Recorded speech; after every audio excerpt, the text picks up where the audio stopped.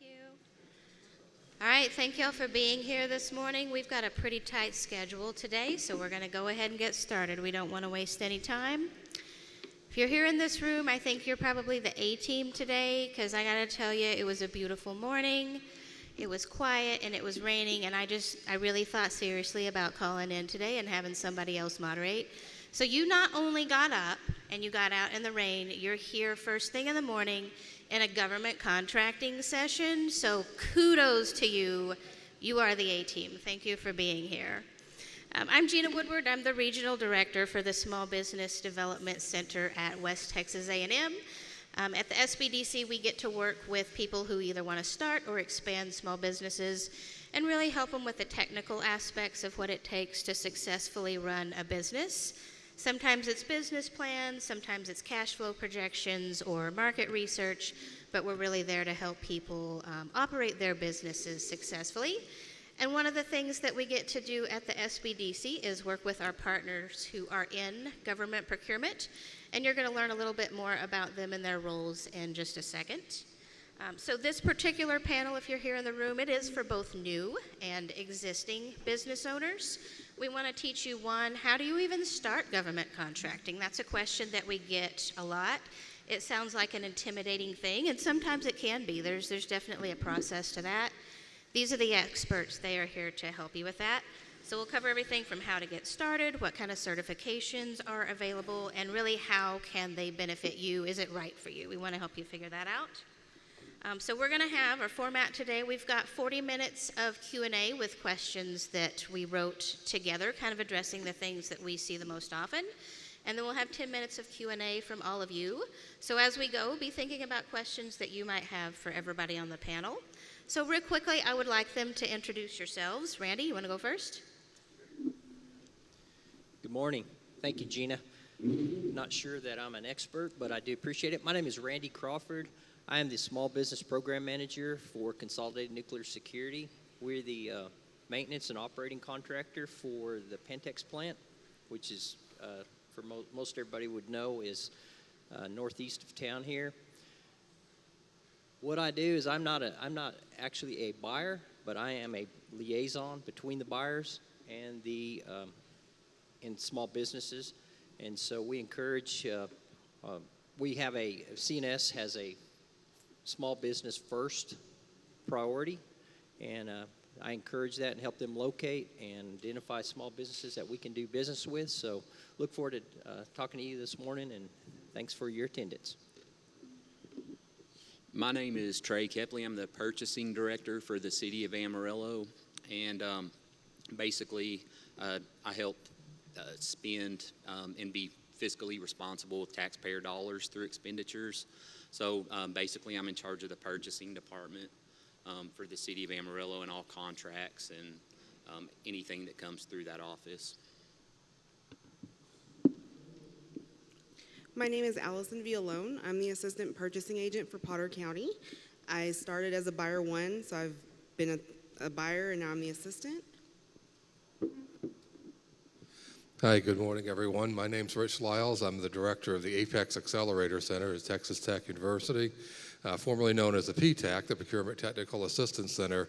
And what we do is we help businesses. We're a free resource to help businesses with all of their government contracting endeavors, everything from registering in system to kind of cutting through the red tape to looking at solicitations and being a second set of eyes for that.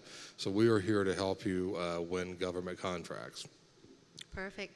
So the first three over here are actually purchasing agents with an agency. Rich is kind of like me, but he just works in contracting. So that's an easy way to think about that. All right, we're going to jump right in. I have a question for you first, Rich. So tell us, if I'm new to government contracting, one, what are the benefits of that? Why do I care as a business owner? And what do I need to do to get started? Okay, a couple of really great benefits of government contracting right out of the gate is the most recent numbers I have.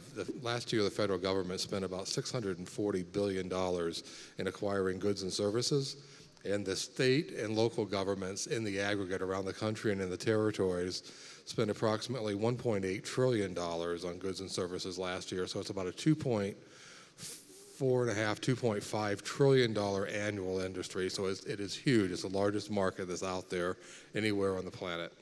So that's incentive number one. And incentive number two is all of those of you in your accounting departments, you probably have a line item called allowances for bad debts. If you deal exclusively with the federal government, you can eliminate that line item from your accounting system. One thing is you will always get paid. There is a myth, and this was kind of true a few decades ago, that the federal government at least was fairly slow in their payments, and they were. However, now that's really not the case. So for example, if you're doing business with the federal government, and you're doing business under $10,000, 9 times out of 10, or even 99 times out of 100, they're going to be making that purchase with you on a credit card. So you're going to actually get paid immediately upon shipment or upon completion of the service that you have. So those are a couple of benefits. The way to really go about getting started, at least with the federal government, everything revolves around a system called SAM, S-A-M, the System for Award Management. So if you want to do any business with the federal government above the micro purchase threshold, which is $10,000, you will need to be registered in SAM to, number one, not only receive number one, to even bid on a contract, number two, to receive a contract, and number three, to get paid on that contract. With the state governments, there are registration systems as well that you need to look at, and then also feel free to contact us. We will help you go through those registration processes, do a checklist, and help you get going to start in your federal, state, and local contracting endeavors. Thank you, Rich. And I'm glad that you mentioned the amounts as well. My own small business clients that I work with at the SBDC, I really love to see them, when it's appropriate, have a mix of private work and the state, local, federal work. It really helps to diversify the revenue. And even though sometimes there can be a delay in payment when you're dealing especially with federal and state agencies, it's guaranteed money. I am going to pay you once I've processed that PO. So it is good to think about having a mix of that work. All right, I have a question for the three of you who are working directly in purchasing. What would you say is the best way to get started with your particular agencies, and any other thoughts on other local, state, or federal agencies that we have in the area? Randy, you want to start? Sure. It's a great question, Gina. Rich provided really good advice there. So some of the best ways to work with us, so Consolidated Nuclear Security as our M&O. We basically, we operate the Pantex plant. We do not have to follow the federal acquisition regulations. However, we do. So we basically follow along with those. One of the things that is required, Rich had mentioned the SAM registration, the System for Award Management at sam.gov. Go out and get familiar with that. That is something that is required to do business with us. We need that information that is in there, and also it identifies you as a unique entity. You'll see a thing out there called a unique entity identifier, and that's how we know that you are the business you say you are. You're in that physical address, ownership, things like that. It's a little tedious process at the beginning, but it'll pay off in the end. It's something you'll have to do with any of the federal agencies. After you do that, when you're out there, you can also register your business with the Small Business Administration Dynamic Small Business Search. I would encourage you to do that. When you do that, be pretty detailed. Be sure that you put your NAICS codes. NAICS code is a North American Industry Classification System. Be sure that you put your NAICS codes in there that you're able to meet. And it's typically not just one. You probably can meet several NAICS codes, as well as keywords. So our buyers look for a lot of keyword searches. They look for that NAICS code, so that's important to them. And then the next thing you can do is to reach out to us. And we have some events actually that we do. We do some what we call Partners in Excellence events. So it's basically a way to meet the buyer. We went to a virtual session whenever it was with the COVID, but now we're doing a hybrid, so we're still doing the virtual a little bit, but we're starting to do a little bit more networking. And so we would like you to come to that. It's primarily focused on construction contractors, as that was the need when those were first put together. It continues to be a need out there. There's a lot of growth in our construction as infrastructure modernization and things like that. But there is some things that you can glean. We do always have a topic about how to do business with us and things like that, things from cybersecurity, quality requirements, security requirements, and things like that. So there's always that. Another thing that you can do is put together a one-page capability statement. I know you'll hear that term today from probably everybody on the panel. That's important to us. Keep it concise. That's why I say a one-page capability statement. Our buyers are busy. They don't have a lot of time to read a novel. So just hit the key points. Rich and Gina are able to help you with putting that together if you need any guidance on that.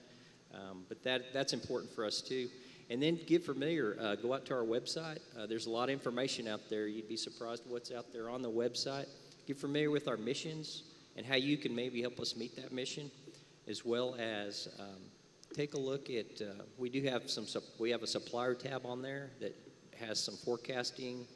Unfortunately, our smaller items, our commercially off-the-shelf items, or COTS as we call it, they are not listed because those are pretty quick procurements. So we don't have, by the time I got it put on the shelf, or by the time we got it put on the forecast, it would already be procured. But those are some of our larger ones, longer lead time procurements that you can take a look at.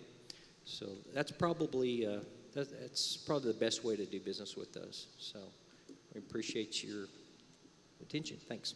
Yeah, and I'm glad that he mentioned the PI events. I encourage you to go with those, especially if you're in any kind of construction facilities, because when you go to those, you don't just learn from Randy. If you are doing anything with facilities, that's your chance to go and meet a lot of general contractors. So you may not get a job directly from Pantex. You may be a subcontractor under a GC. So it's really important to have those relationships. And they're actually fun events, believe it or not. They call them pie, and one time I went to one, and they actually brought pie. So I encourage you to go to those.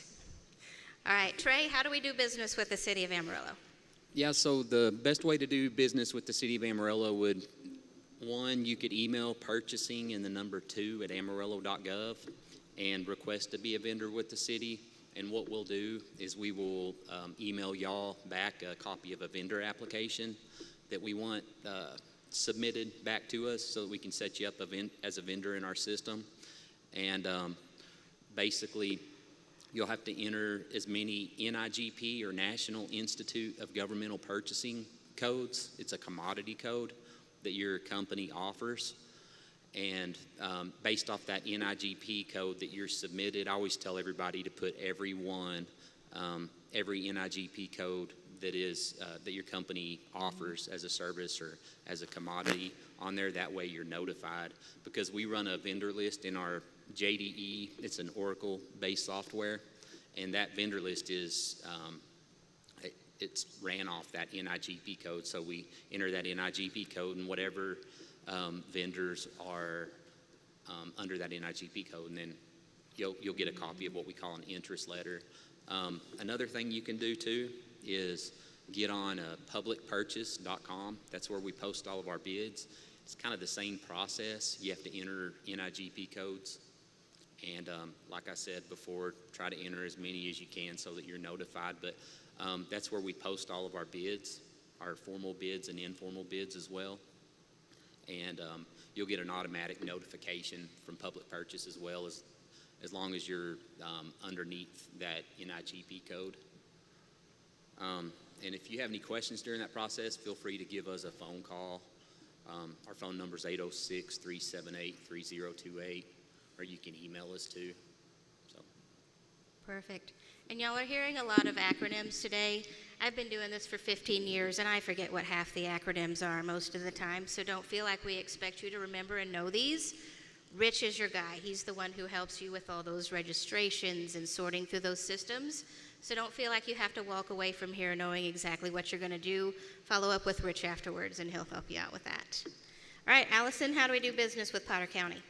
So my biggest tip is to keep observant. Potter County lists our bid opportunities through Amarillo Globe News and the legal notices. And we also list bid opportunities through Bonfire. And I do have a handout with the Bonfire website. It's free for end users to register, and I'm not too familiar with how the end user end works, but I think you have to use codes as well. We also have our Potter County website page, and on that handout, I also have contact information for all of our staff. So feel free to reach out and email them. We love vendors. We love dealing with local community. And that's really it, just the bonfire and the legal notices and the website and reaching out to us. Anybody will be more than happy to talk to you or communicate via email as far as opportunities that would be pertinent to you and your services. Perfect. And her handouts are on the table right there. Please feel free to grab one. Okay, I'm going to throw y'all off. I'm going to skip ahead and I'm going to ask a question to help wake us all up. And I'm asking this because I'm going to ask the question first and then I'll give you my information. So I want to know from y'all, just for fun, what's like the most unique thing that you have seen maybe come through your agency or you've seen come through another agency that had to be put up for bid?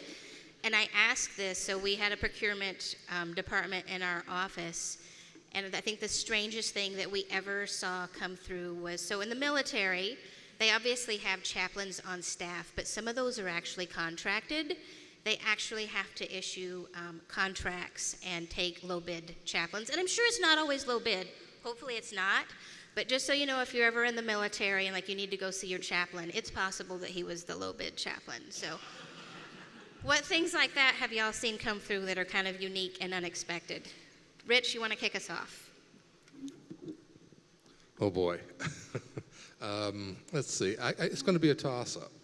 I've got two that I'm going to tie for the best. One of them was the Department of Homeland Security actually ordered burros and donkeys for use in the Big Bend area. The other one was that I saw come across as the base exchange system asked for knitted wine totes. So like something you crochet or knit that would actually hold a bag of wine. So literally from soup to nuts and everything you can imagine. All right, have y'all seen any crazy things come through your departments? In 13 years, there's nothing that sticks out, which is great because Hey, there's nothing weird coming through. okay, I like that. You seen anything, Trae or Randy? Yeah, so we've had some interesting purchases through the years, but I've purchased a camel for our zoo, so that was pretty interesting. Did it have to be the low bid camel? Like, how did that work? Yeah, I think it was the low bid. Hey, well. And then whenever I used to work over at Potter County for a few years as well, and we had purchased some body bags, which was a little morbid. And then I placed some purchases through our request for qualifications process for airport mural painting, like out there at the airport. We did a request for qualifications is what it's called, and we hired an artist out there to paint the airport. So that was pretty interesting. And then we did a bid for painting the water tower, the Route 66 water tower. And then we did another request for qualifications to hire an artist for our 10th Street over here in the Barrio underpass. I believe his name was Joey Martinez, but he's a really good artist. It's between Johnson and Garfield, so he did all that painting over there for us, which was pretty neat. So that's about all I've got. Yeah, well, you just never know what kinds of things that government agencies may be contracting for, so don't feel like you have to be in construction to qualify for what they're doing. I'm sure you see all kinds of things come through Pantex, Randy, but what can you tell us about? We see a lot of unique things, as you can well imagine. A lot of it, as Gina mentioned, I can't really talk about. But some of the things that one of the odd things that we do purchase, so it's like a little city out there, basically. We generate our own power. We generate about 60% of our energy through a wind farm that we have out there.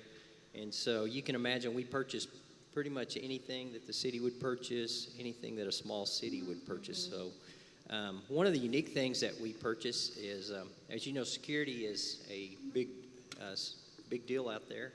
And so we have a contract where we have guard dogs that are provided and highly trained, very busy. They're all business. And so we purchase services for guard dogs, and that's kind of unique. That's probably about as unique as I can get, though. Does somebody have to, vet those guard dogs?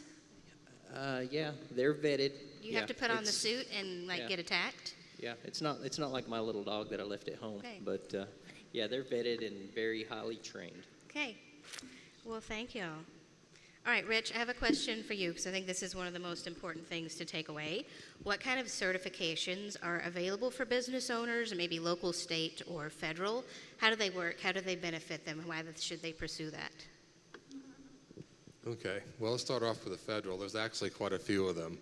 The first one is small business, and there's really not a formal certification for small business. You actually become a small business for federal standards when you actually register in the System for Award Management, or SAM. So you just you put in certain demographic information about your business, and the system automatically decides based on that information whether you're a small business or not. And that's actually the largest set-aside category that you have in federal contracting, currently at 23%. I know the current Biden-Harris administration is actually pushing for 25%, so that might change. Some of the other certifications at the federal level include woman-owned small business, economically disadvantaged woman-owned small business, veteran-owned small business, service-disabled veteran-owned small business, Hub Zone, which stands for Historically Underutilized Business Zone, and 8A, the number 8 and the letter A. Those are all your federal certifications. And there are state certifications as well. The Texas Department of Transportation has a DBE, which stands for Disadvantaged Business Enterprise Certification. And then the Texas Comptroller's Office has the Texas Hub certification, which also stands for Historically Underutilized Business, but it's completely different than the federal Hub program. There's a Small Business Enterprise certification through the Department of Transportation, SBE. And then you get into other states, it's a myriad of certifications, whatever that state has, particularly on its books.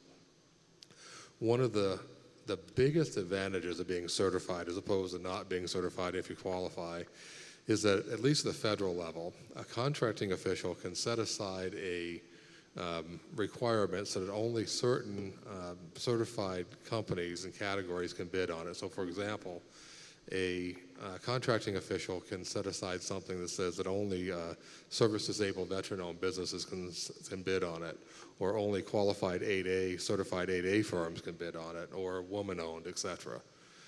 So it puts you in a much smaller competition category, if you will. So instead of competing with the entire world at large, if you're an economically disadvantaged woman-owned small business and a solicitation is set aside for such, you're only bidding against other economically disadvantaged woman-owned small businesses. So it gives your particular business a lot better chance of actually winning that contract.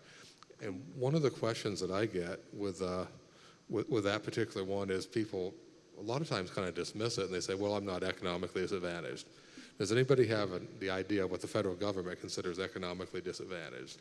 Basically 3 criteria. So if you, and they just changed these, they just went up. So if your average annual income is less than $400,000 a year, number one, if the total assets you own are under $6 million, and your total net worth is under $750,000, not including the value of your business, the equity in your home, or your retirement accounts.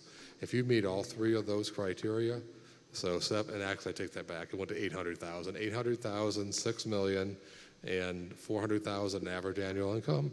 If you're a woman-owned business and you meet those criteria, you are considered economically disadvantaged by the federal government. So it's an interesting definition. So the benefits are just tremendous because you can, the other thing is there's a certain goals for each one of those socioeconomic categories. So for women-owned small businesses and 8A, it's 5%. And for service-disabled, veteran-owned small businesses and Hub Zone, it is 3%. You say, okay, well, that doesn't sound like very much, 3%. But 3% of $600 and something billion is a lot of money. And that's $20 billion. So these are significant numbers. And as of late, the federal government's had some difficulty meeting these goals. They will not meet the woman-owned small business goal this year. They will not meet the Hub Zone goal this year. So if you qualify for either one of those 2 certifications, and they may not hit the economically disadvantaged woman-owned either, if you qualify for any of those 3 certifications, you might want to seriously consider looking at doing them this year. And then 2 last things. Number 1, you can hold as many certifications as you qualify for. You don't have to pick and choose. If you qualify for all 6, qualify for all 6. You can hold all 6.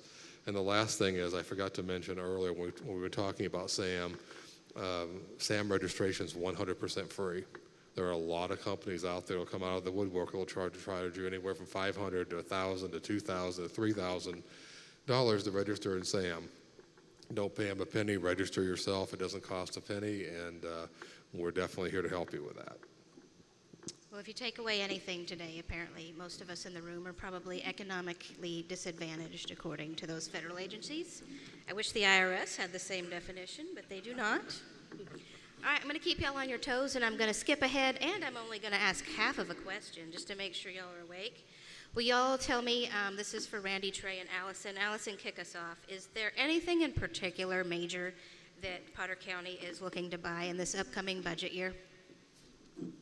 Yes, so we're actually going to be rolling out a request for proposal for remodeling the booking room in our detention center. We're going to also have a request for bid coming out for network hardware, and we will also have a request for qualifications for a real estate broker for the sale of our old Bushland Fire Department. So I don't have the rollout dates on when those will actually go live, but again, if you go to Bonfire or the Potter County website and just keep checking back, once those are posted, you'll have access to look at them and see if you qualify to bid. Nice. Trae, what's Amarillo got going on? Yeah, so we purchase police vehicles, fire vehicles, heavy trucks, cars and light trucks every year on a yearly basis. So that's always good purchases to look out for. And then we do a ton of civil construction and building construction bids every year. And of course, you would be notified of those opportunities if you register with public purchase. Then we just purchased an enterprise resource planning software. We're going to replace our entire current software that the city uses. So that's a pretty good size purchase. And then we just awarded a contract to remodel the new city hall. So that's another good size purchase that we just made. Nice. What's going on at Pantex? Don't have anything real specific. We are currently, we're spending a lot on infrastructure modernization. I kind of touched on that a little bit. A lot of opportunities for construction companies, but there's a lot of opportunities for smaller subs to work with those. So while you may not be able to be a GC on a big project like that, they're looking for qualified subcontractors. Just like everybody else, they're having difficulty finding employees and things like that. So there's always teaming and partnering, that opportunities that are available. We, again, not trying to toot my own horn, but that the Partner in Excellence, the PI events that we do, if you're in that type of business, come meet those guys.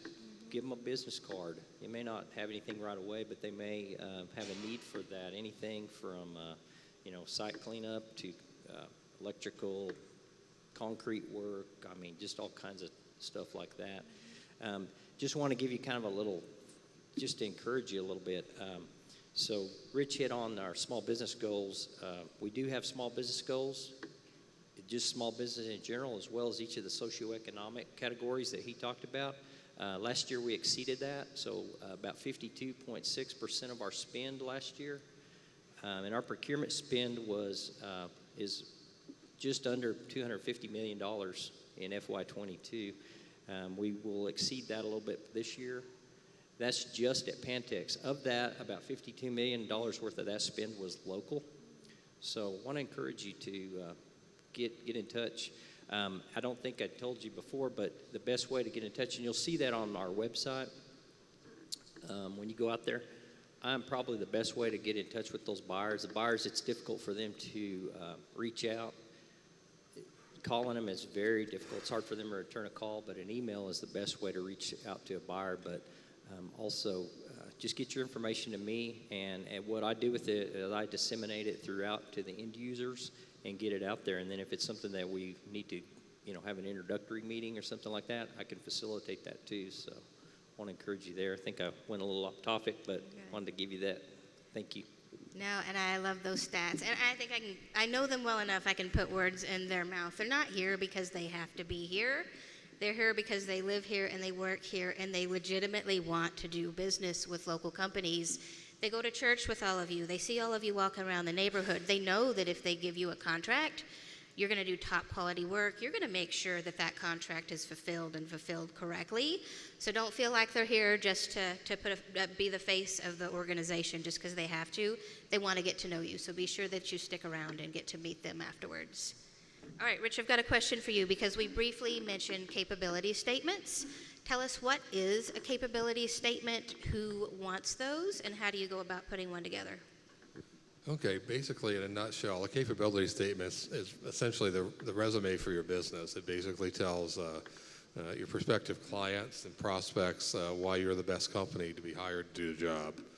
So a capability statement essentially consists of several component parts, some contact information, you emphasize your core competencies, what your company is the best at doing, the applicable codes, any certifications that you have, some past performance information so people know exactly what type of work you've done in the past and how it may marry up to the needs that they have.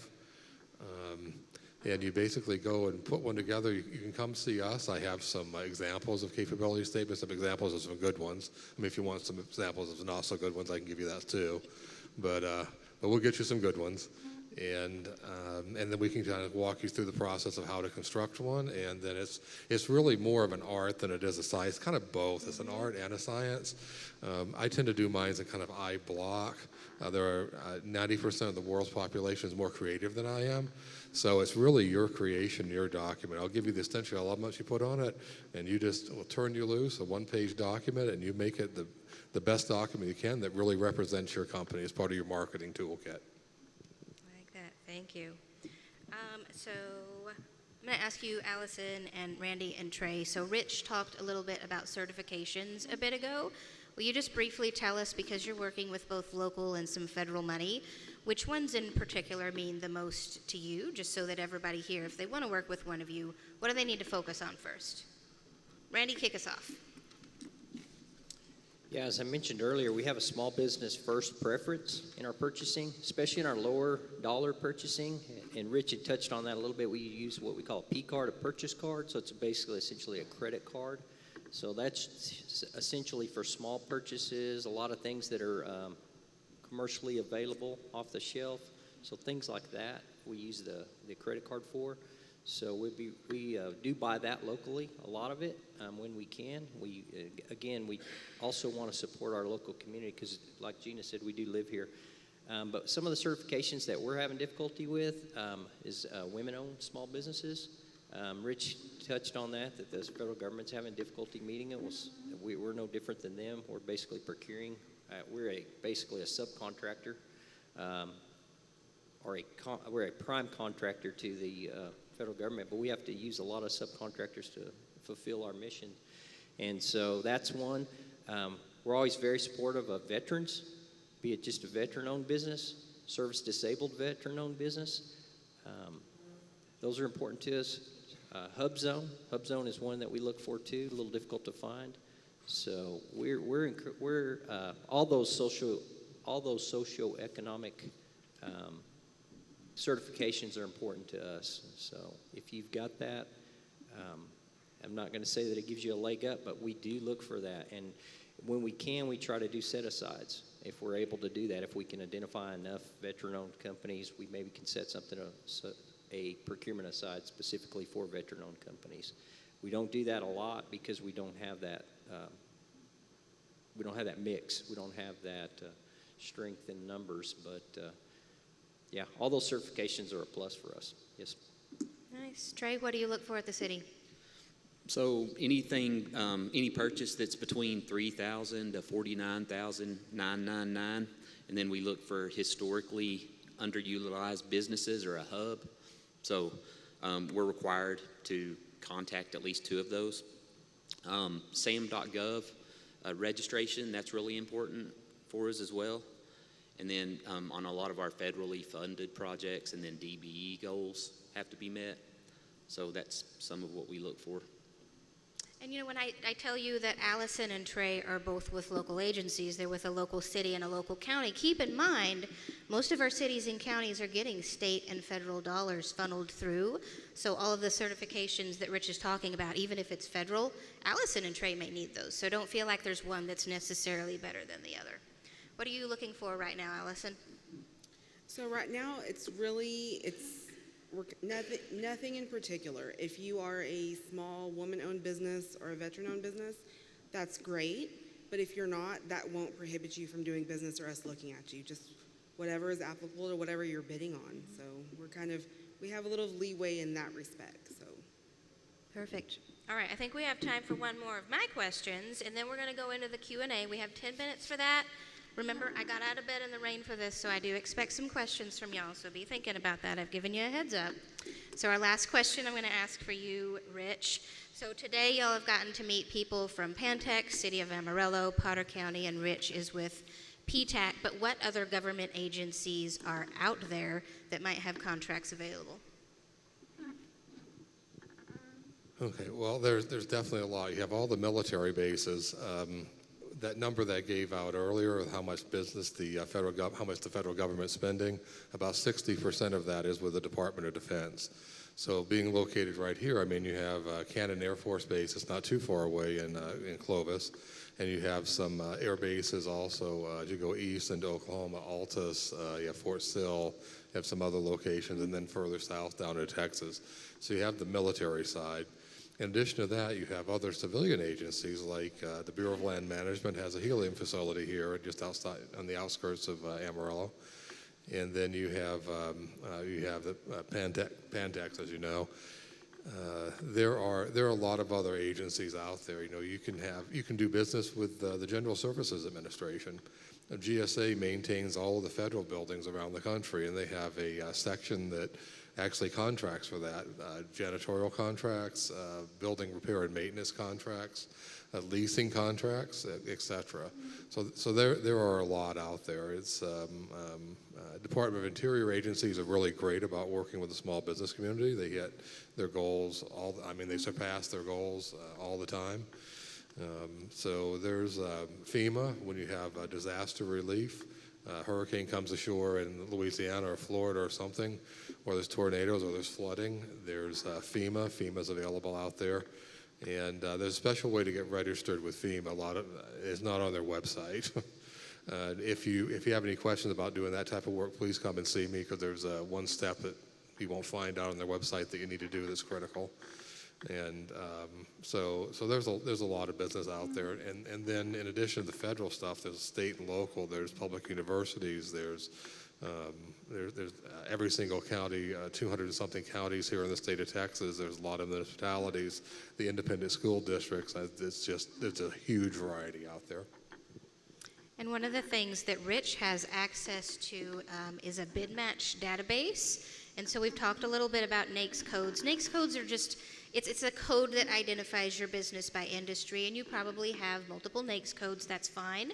If you work with Rich, and this doesn't cost anything, he'll take your NAICS codes and he plugs it into that database, and it's like a web crawler that goes out every night. And any contracts that are posted on these public sites, if it matches up with your code, you will automatically get an email about that. So that may also help you find some agencies that you weren't aware of before that you have the opportunity to bid with. And Rich, you mentioned GSA, and Trae, you mentioned that you're buying some police and fire cars this year. Do you ever buy stuff like that off of GSA, or do you tend to look local? What do y'all prefer? So our mission as a purchasing department is to provide fair and local access to all bidders. So typically it's a general bid. It would be a formal bid. And yes, we would love to, work with local vendors on that, on cars and stuff like that. Perfect. So, yep. Thank you. All right, we're 10 minutes out, so we've got 10 minutes for questions. I'm going to steal your microphone, Rich. Sorry. Shane, will you be Vanna? Okay, if you have a question, please raise your hand, and Vanna will come see you. Yeah. You got one right over there. My boss at told me I'm driving truck for somebody, and I said, well, hey, what about this FEMA stuff? He's been doing the business for quite a while, and I said, well, I can maybe help out, and let's jump on some of these disaster things. What do you think about that? And he said, you can't get paid from them. He says, I tried that quite a while back, and I can't get my money. And so I heard somebody mention that things have changed a little bit, and money, you can get your money now. Is this true? I mean, is it happening faster? I want to sell my boss this idea. Convince me, I can convince him, Let's rock and roll. That might be a good one for you, Rich, if you want to steal a mic. I can speak on our behalf at the state because we're part of the university. I can't tell you how many days it is off the top of my head, but we're required to make payments within so many days. Do you know what the federal rule is? Yes, I do. A lot of the FEMA work now is actually being purchased on credit cards because when there's a natural disaster, the micro purchase threshold goes up to $20,000. So anything under $20,000, they're going to try to get with a credit card and just buy it right there. The simplified acquisition threshold goes up to $750,000. There's also a Prompt Payment Act provision that goes into that. Some of the contracting can have a 7-day payment provision, not all of it, but some of it. And then the federal government has now the Prompt Payment Act, which it didn't have years and years ago. Prompt Payment Act requires that a federal agency must pay the contractor within 30 days of receipt of official good invoice and receipt of goods. If they don't pay within that time period, the very first day after that 30-day, it starts accruing interest that they must pay you for being late. Now, the interest isn't real high. It's Treasury rate interest, but it's gone up a little bit, so 4 or 5% right now. So generally speaking, the payments are a lot better than they were about 20 years ago. They've gotten better kind of slowly over the years. Thank you. My question was, are y'all looking for a Texas hub as well? Yes, sir. Is that a yes from everybody, probably? Yep. So come see Rich after this, and he'll get you the hookup.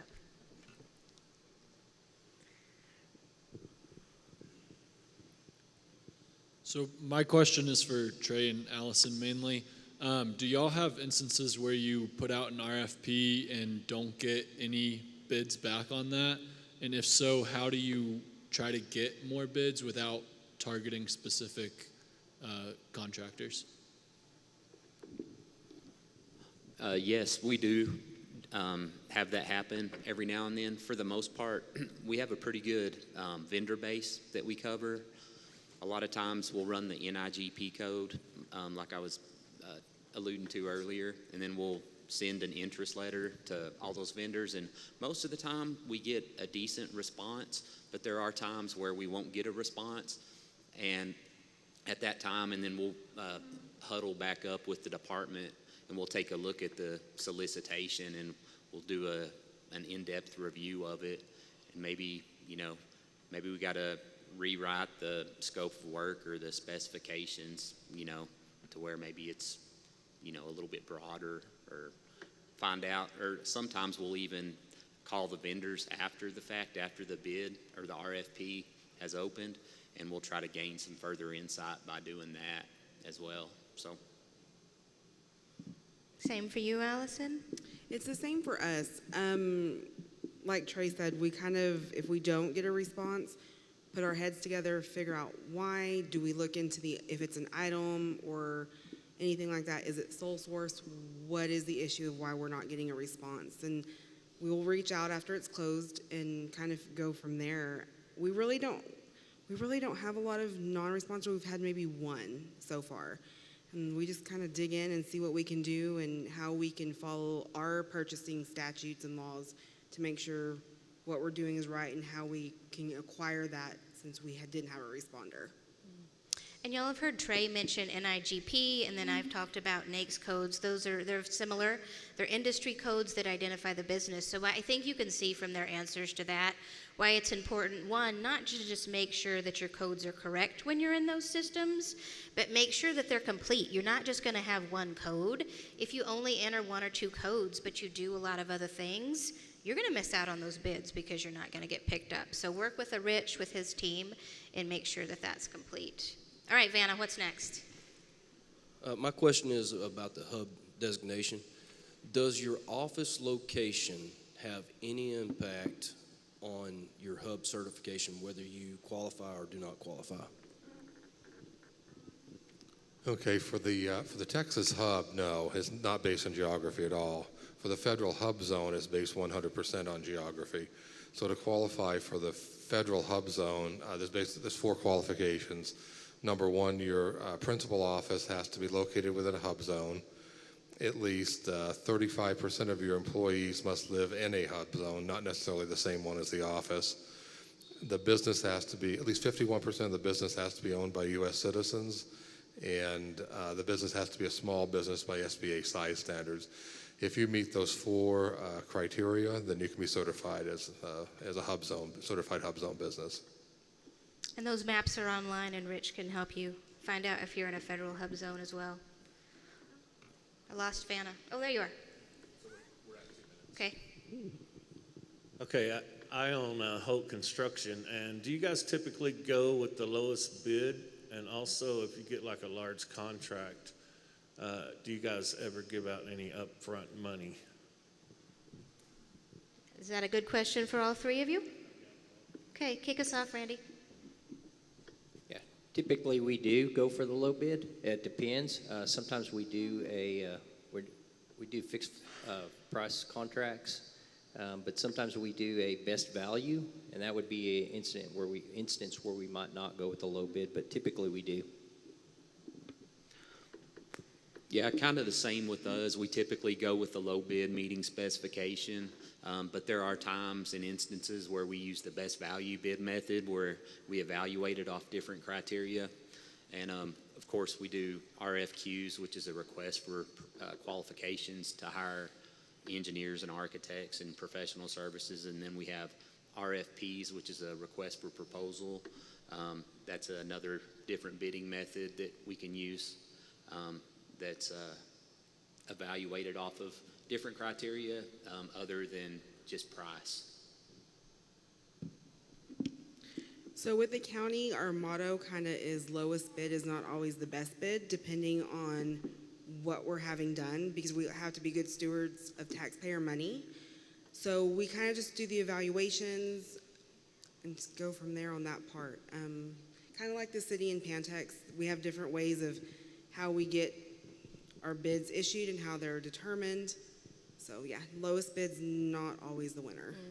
And I think there still is that misperception with most government agencies that it's always low bid because it was for so long.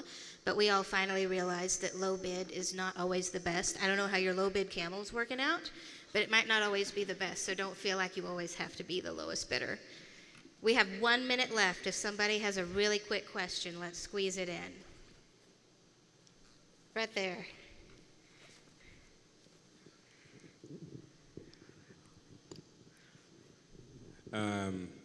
Thank you for your time.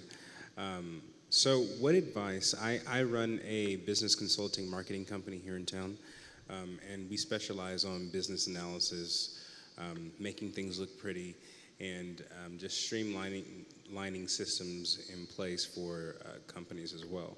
So what advice do you have for companies like myself, and how often are you looking for services like that in your respective areas?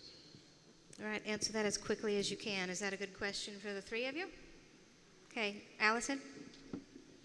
As of right now, Potter County doesn't have any needs to be met by services like that. So, but that could change. It's a day-to-day thing with us and our departments. But as of right now, we don't have a need for it. I'm sorry. The city of Amarillo, we do occasionally put out RFPs or requests for proposals for marketing services. So I would encourage you to get registered on publicpurchase.com and then register as a vendor with us. That way you're notified of a upcoming opportunity, if there is one, which I'm sure there will be one. And you can email us at purchasing2@amarillo.gov and we can help walk you through that process. And for us, that's not a requirement that we typically would be searching outside for, but as Alyson mentioned, there may be an opportunity in the future. So, but never as of know. right now, nothing like that. Yeah, and I'll just add on to that for things like that, because we're state, I'm WT. We purchase things like that all the time, but most of the time it's not over that threshold where I'm required to put it out for bid. So it's really important to go to events and just network and meet like department heads like me, because I'm making the decision. The purchasing department, they don't know what I'm buying when it's just on my Pro card. So like the chamber has after hours events. There's all kinds of networking events. Those are really important to go to and meet people. So that's a great question. All right, we're out of time. First, I thank all of you for getting out of bed in the rain. You are incredible. And help me thank them for also getting out of bed and traveling today. Thank you.